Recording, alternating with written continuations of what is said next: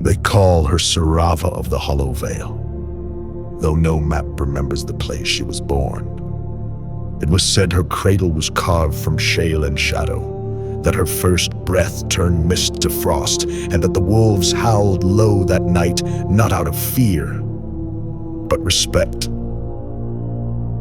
She was not born into greatness. The gods did not crown her nor bless her with fire. But the world has a way of breaking stones until they gleam, and the girl who once walked barefoot across frozen roots would one day crack the heavens with her scream. When the bleeding star fell from the sky, and the dead sun rose behind it, kingdoms burned in silence, and from their ashes came warlords, seers, beasts, and worse.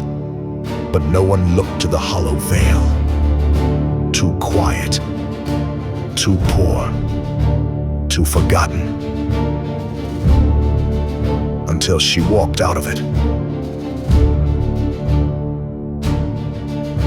She carried no sword, only a blade of bone, strapped with twine and worn with names, scratched into its hilt like prayers, each name a vow, each vow a wound still open. They say she crossed the weeping bridge, where the river runs red not from blood, but from memory, that she faced the pale worm with nothing but fire in her eyes. And when it spoke her death, she spat it back and made it kneel. The bards in western courts sang of queens and conquerors, but the children in frost-bitten valleys whispered her tale with cracked lips and glowing eyes. She walks like silence with purpose. She doesn't pray, the gods listen anyway. She once killed a man by naming his sins.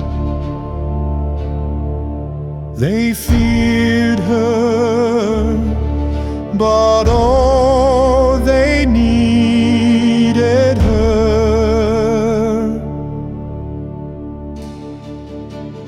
By the time the black ships rose from the drowned cities, Serava had no army, only debt, debts to the broken, to the ones whose names no longer open doors, but still open graves.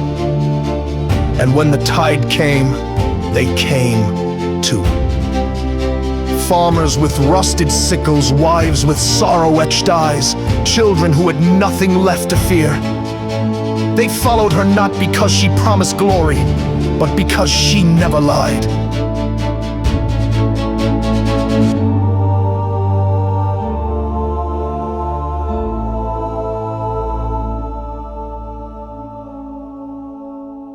She faced the dark not with power, but with the absence of doubt.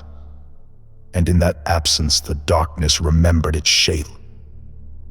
It is said the war began not with a battle cry, but with silence, the kind that falls when the wind holds its breath, when the birds vanish, when the earth waits to see who will bleed first. And in that silence, Serava stepped forward. The Worm King towered above her, a thing made of rot and ruin, wearing the crowns of 1,000 fallen kingdoms as armor. Its voice split the sky. Its breath turned flesh to dust. It did not ask her name, it remembered it. Because she was the one who stole its shadow once and cast it over tyrants who feared no sun. The last battle was not clean. There were no songs of valor in the screams, only mud and steel and fury. She fought like someone who had already died and clawed her way back to say one more thing. Every wound she took was a promise honored. Every strike she gave was a debt collected. And when she fell to one knee, the kind that comes before the end, she laughed. The kind of laugh that frightens gods. No one saw how she struck the final blow. Some say it was her blade, others say she whispered a name so old the Worm King crumbled into memory. Some say she died there, others swear she walked still, barefoot, silent, with frost on her breath. The truth is less important than what we became after. Because when she was gone, something strange began to grow in the vale where nothing had bloomed before. A tree with silver bark, a single leaf that hums in winter, and under that tree people kneel not to pray, but to remember. To remember that greatness doesn't always roar, that some storms wear skin, that a shadow, when wielded right, can bear the sun.